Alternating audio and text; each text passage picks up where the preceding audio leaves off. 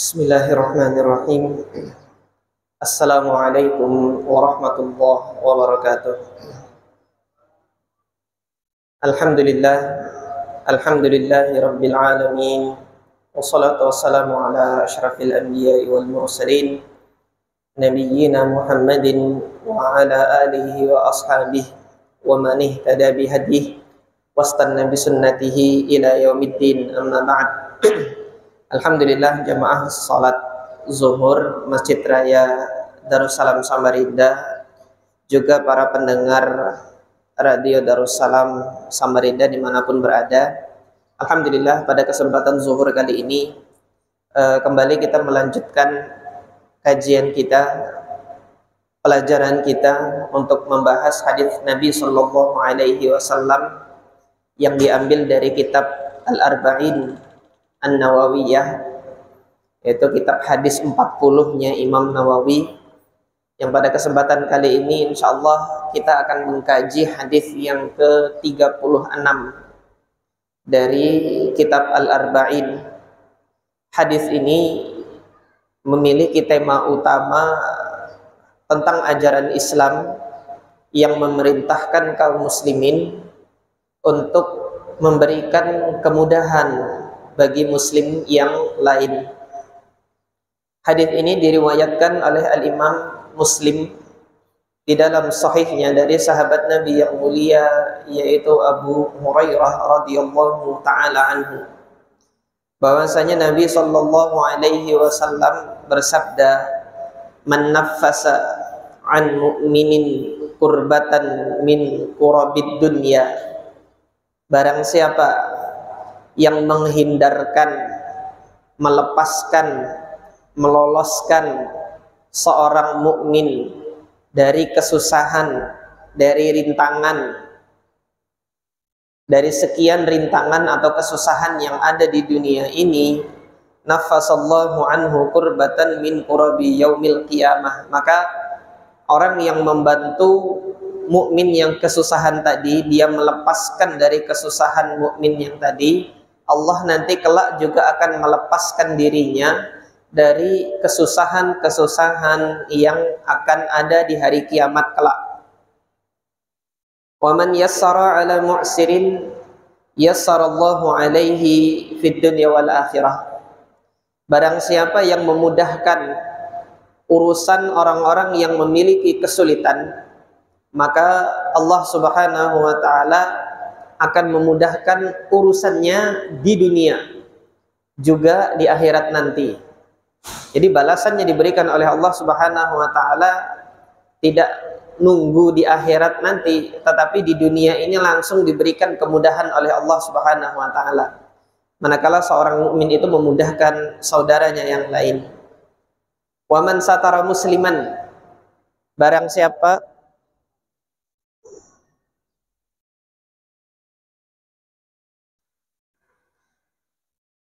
waman satara musliman, barang siapa yang menutupi aib,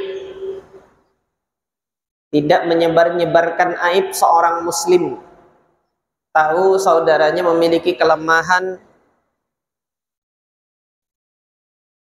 mengetahui mati nggak?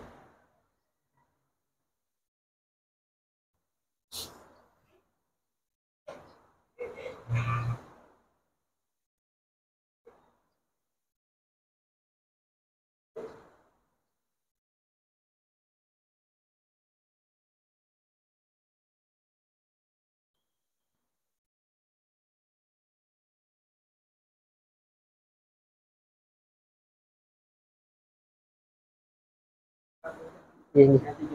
Oh ya. Oh.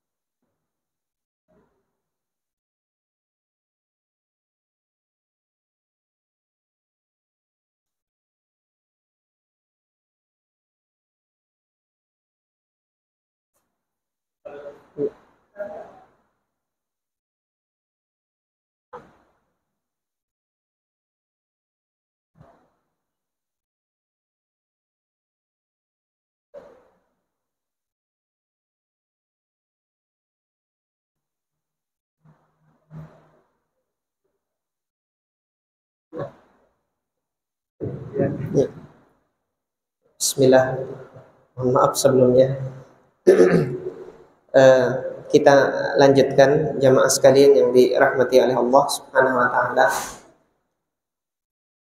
Qala alaihi salatu wassalam, wa man satara musliman, barang siapa yang menutupi aib, kelemahan atau cacat seorang muslim, satarahullahu fid dunya wal akhirah, maka Allah Subhanahu wa taala juga akan menutupi aib, celah yang ada pada dirinya di dunia ini serta di akhirat kelak.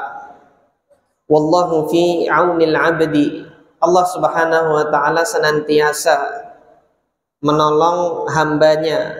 Maka nal abdu fi auni akhihi, selama hamba tersebut itu berkenan untuk menolong saudara-saudaranya.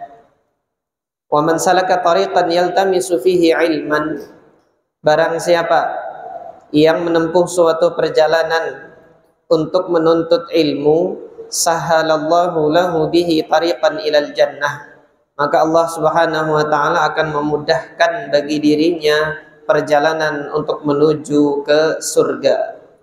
Wa majtama'a qaumun fi baitin min buyutillah, tidaklah suatu kaum mereka itu berkumpul di salah satu rumah Allah, yaitu masjid Allah, yatluna kitaballah, mereka membaca Al-Quran, membaca kitabullah, wa yatadarasunahu bainahum, dan saling mempelajarinya satu sama lain.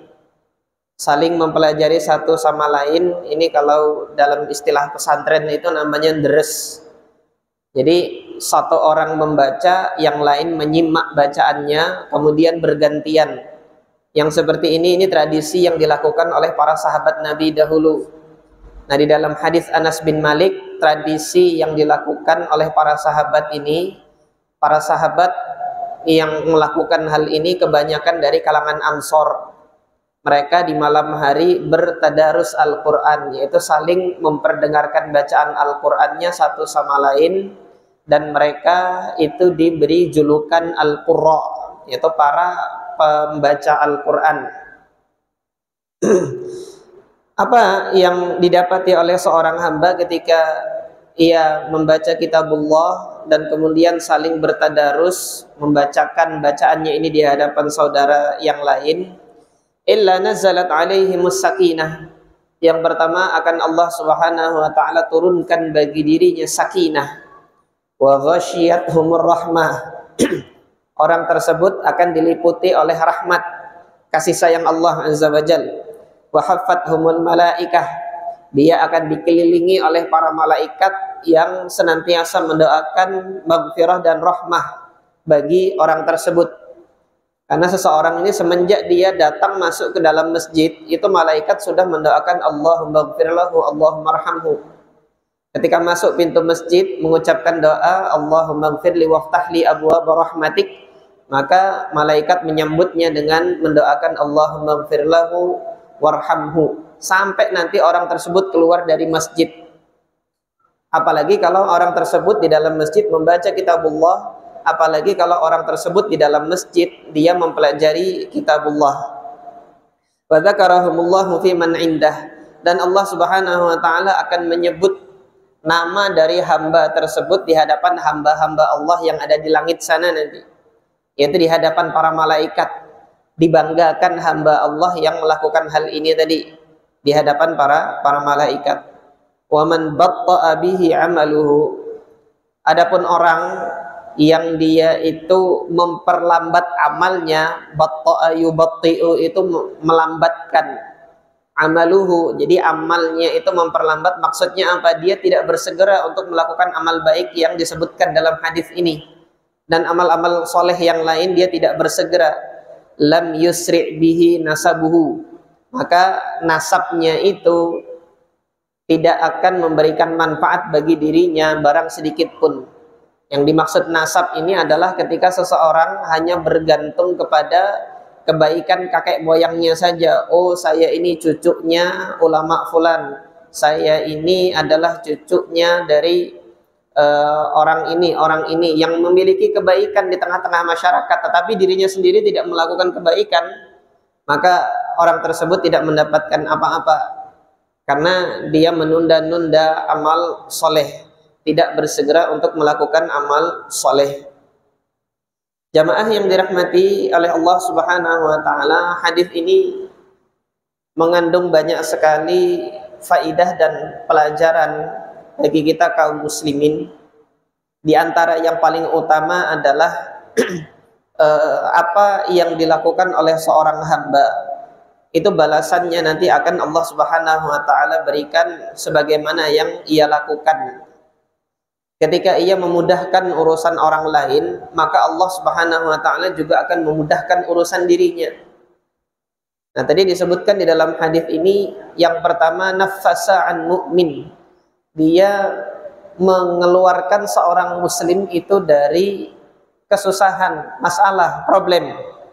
Mendapati seorang muslim memiliki masalah, kemudian dia mencarikan jalan keluar atau solusi, sehingga seorang mukmin yang ia tolong itu dari kesusahan, dari masalahnya, itu kemudian berterima kasih dan berdoa kepada Allah agar memberikan kebaikan, maka kelak Allah Subhanahu wa taala juga akan mengeluarkan dirinya dari kesusahan yang ada di akhirat. Ketika seorang mukmin mempermudah urusan orang lain, ya ini khususnya bagi para pemangku jabatan yang memiliki kewenangan terhadap kaum muslimin, kalau dia memudahkan urusan-urusan kaum muslimin, pelayanan-pelayanan di beberapa instansi dibuat mudah agar masyarakat itu dapat mendapatkan pelayanan dengan mudah, baik itu rumah sakit atau kemudian di tempat-tempat instansi umum yang lainnya. Ketika masyarakat itu mendapatkan kemudahan dari apa yang dilakukan oleh para pemangku jabatan, maka pemangku jabatan inilah nanti yang Allah Subhanahu wa taala akan juga berikan kemudahan di akhirat. Allah janjikan ini dalam hadis yang lain, ketika Nabi Shallallahu Alaihi Wasallam menyebutkan ada 7 golongan yang mendapatkan naungan di sisi Allah Azza wa Jalla di padang mahsyar nanti. Nomor 1 yang disebut oleh Nabi adalah al-imamul adil, seorang imam yang adil, yang dia memimpin kaumnya itu dengan adil dan memberikan kemudahan-kemudahan bagi mukmin yang lainnya. Ini akan Allah Subhanahu wa taala berikan balasan kemudahan tersebut. Kemudian pelajaran yang selanjutnya adalah hendaknya seorang mukmin itu tidak menyebarluaskan aib keburukan seorang mukmin. Nabi SAW sabdakan di sini, waman satara musliman, barang siapa yang menutupi aib kejelekan seseorang muslim, maka Allah Subhanahu wa taala juga akan menutupi aib yang ada pada dirinya. Tentunya masing-masing dari kita kan tidak ingin orang lain mengetahui kejelekan kita. Kita memiliki kejelekan yang hanya diri kita sendiri yang mengetahui dan orang lain tidak tahu, dan kita nggak mau orang-orang mengetahui kejelekan. Kita menginginkan orang-orang mengetahui bahwasanya kita adalah seorang yang melakukan perbuatan yang baik. Itu hati kecil kita mengatakan demikian. Akan tetapi tidak menutup kemungkinan bahwasanya kekeliruan, kesalahan, kelemahan itu ada pada diri kita, sehingga kita enggan dan tidak mau untuk orang lain mengetahuinya. Oleh karena itu, manakala kejelekan kita tidak ingin diketahui oleh orang lain, maka gemarlah kita juga untuk menutup aib orang lain, tidak ikut menyebarluaskan kejelekan orang lain. Maka Allah Subhanahu wa taala juga akan menutupi aib dirinya. Allah Subhanahu wa taala juga akan menjaga kejelekan dan kelemahannya itu agar tidak diketahui orang lain. Dan kemudian Allah Subhanahu wa taala akan mengarahkan hamba tersebut kepada kebenaran. Karena ketergelinciran seseorang itu dalam melakukan kesalahan mungkin saja terjadi. Akan tetapi kesalahan atau kekeliruan yang dia lakukan akibat dia tergelincir, itu mudah-mudahan Allah Subhanahu wa taala mengampuni dan Allah Subhanahu wa taala merahasiakannya dan tidak disebarluaskan untuk diketahui orang-orang banyak. Nah, ini diantara yang Allah Subhanahu wa taala janjikan bagi seorang hamba. Wallahu fi 'aunil 'abdi ma kana al-'abdu fi 'auni akhihi. Selagi seorang mukmin itu gemar untuk memberikan pertolongan kepada mukmin yang lainnya, kepada saudara mukmin yang lainnya, maka disitulah Allah Subhanahu wa taala juga akan bersedia untuk memberikan pertolongan kepada dirinya.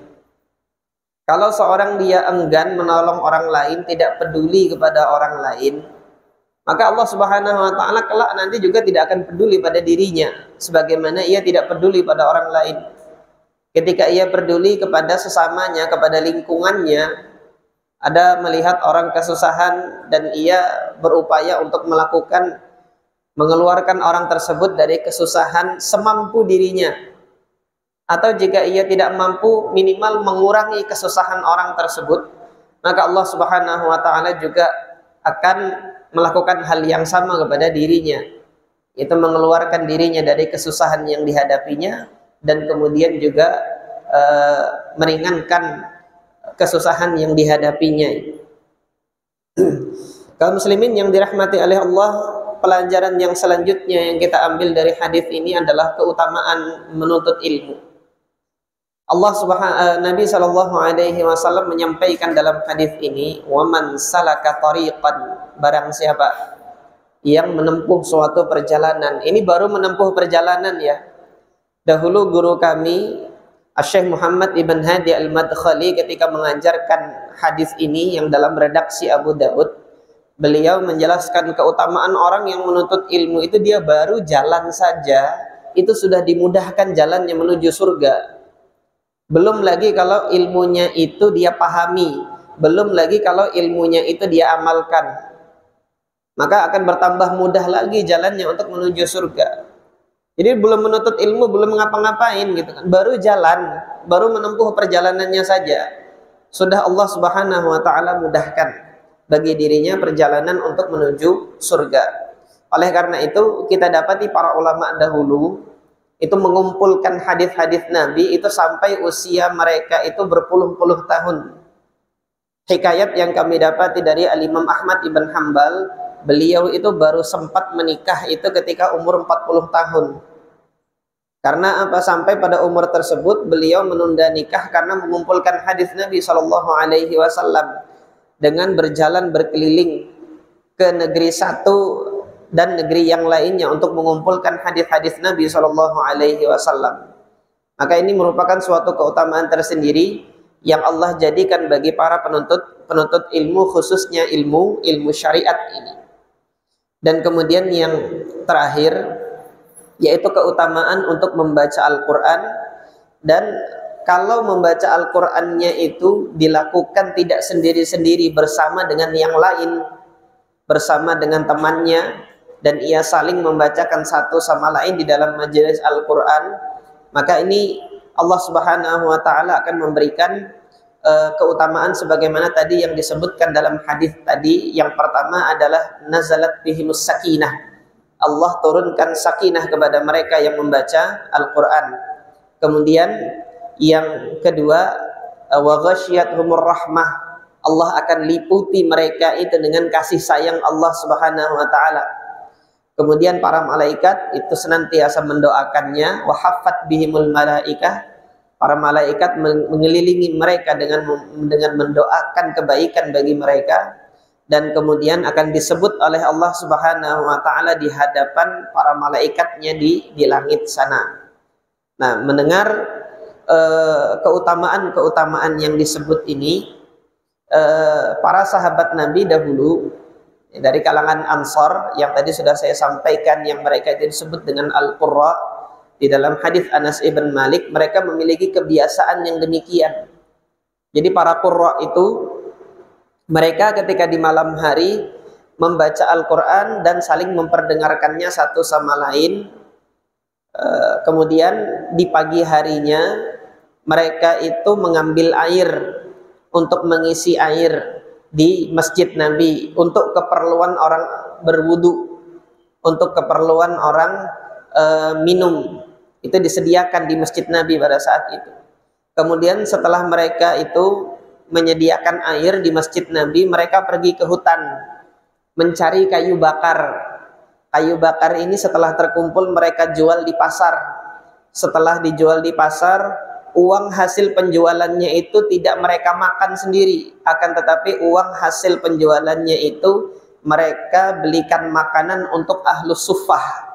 Ahlus suffah itu adalah muhajirin yang datang ke Madinah dan belum punya rumah, sehingga mereka nginapnya di masjid Nabi Shallallahu Alaihi Wasallam. Nah, yang menolong mereka siapa? Ya, ini para qurra ini tadi, yang di malam hari mereka itu bermudarasah, membaca Al-Quran dan saling memperdengarkan satu sama lain, mempelajari makna-maknanya. Siang hari aktivitasnya itu memberikan pertolongan kepada mereka yang membutuhkan. Inilah kemudian yang disindir oleh Nabi Shallallahu Alaihi Wasallam di dalam hadis ini. Orang yang seperti ini akan disebut oleh Allah Subhanahu Wa Taala di hadapan para malaikatnya itu di langit sana. Nah, setelah mendengar keutamaan dari apa yang disampaikan dalam hadis ini, Nabi Shallallahu Alaihi Wasallam kemudian menutup dengan sabdanya, yaitu apa? Man batta'a bihi amaluhu. Orang yang kemudian dia tidak bersegera untuk melakukan amal solehnya, maka tidak akan bermanfaat baginya kedudukan di dunia ini. Jadi seseorang itu mendapatkan kemuliaan terkadang dari nasab atau keturunan. Ketika ia adalah keturunan orang yang terpandang, maka status sosialnya mungkin tinggi. Atau seorang tersebut Allah Subhanahu wa Ta'ala berikan anugerah berupa kedudukan sosial, dia memiliki kekuasaan ataupun jabatan, mungkin dia akan tinggi di hadapan manusia. Tetapi apabila orang tersebut tidak bersegera untuk melakukan amal soleh, maka tidak akan disegerakan oleh Allah barang apapun, hanya karena kedudukan bagi dirinya yang ada di dunia ini. Nah, maka hadis ini menunjukkan kepada kita bahwasanya amal soleh yang kita lakukan inilah nanti yang menjadi bekal kita di akhirat kelak. Kaum muslimin yang dirahmati oleh Allah Subhanahu wa Ta'ala, juga para pendengar radio Darussalam Samarinda dimanapun berada, ini saja mungkin yang dapat kita pelajari dari hadis yang mulia ini. Mudah-mudahan Allah Subhanahu wa Ta'ala menjadikan kita sebagai hamba yang peduli kepada sesama, sebagai hamba yang gemar untuk mempermudah urusan orang lain, yang dia merahmati orang lain sehingga dirinya juga terkucur rahmat dari Allah Azza wa Jalla. Kita tutup dengan doa Al-Fatihah. Bismillahirrahmanirrahim. Alhamdulillahirabbil alamin arrahmanir rahim. Iyyaka na'budu wa iyyaka nasta'in. Ihdinas siratal mustaqim. Siratal ladzina an'amta 'alaihim ghairil maghdubi 'alaihim waladdallin. Amin. Bismillahirrahmanirrahim. Alhamdulillahirabbil alamin. Wassalatu wassalamu ala asyrafil anbiya'i wal mursalin sayyidina Muhammadin wa ala alihi wa ashabihi ajma'in. Allahumma anfa'na bima 'allamtana wa 'allimna ma yanfa'una warzuqna 'uluman tanfa'una fid din wad dunya wal akhirah. Allahumma faqihna fid din waj'alna mimman aradta bihi khaira. Allahumma rzuqna ilma. Allahumma zidna ilma warzuqna fahma. Innaka 'ala kulli syai'in qadir. Rabbana atina fid dunya hasanah wa fil akhirati hasanah wa qina 'adzabannar. Wa sallallahu ala sayyidina Muhammadin wa ala alihi wa ashabihi ajma'in. Walhamdulillahi rabbil alamin.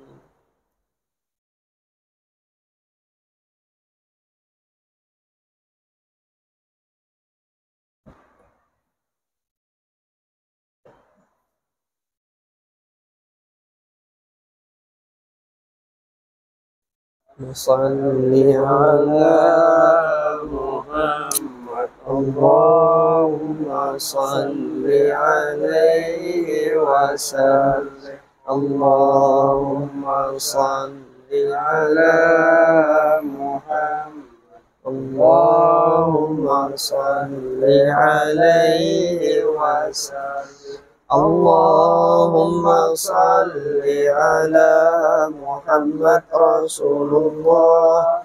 Ya Rabbi salli alaihi wa sallim Habibullah. Wa minkum taqabbal ya karim.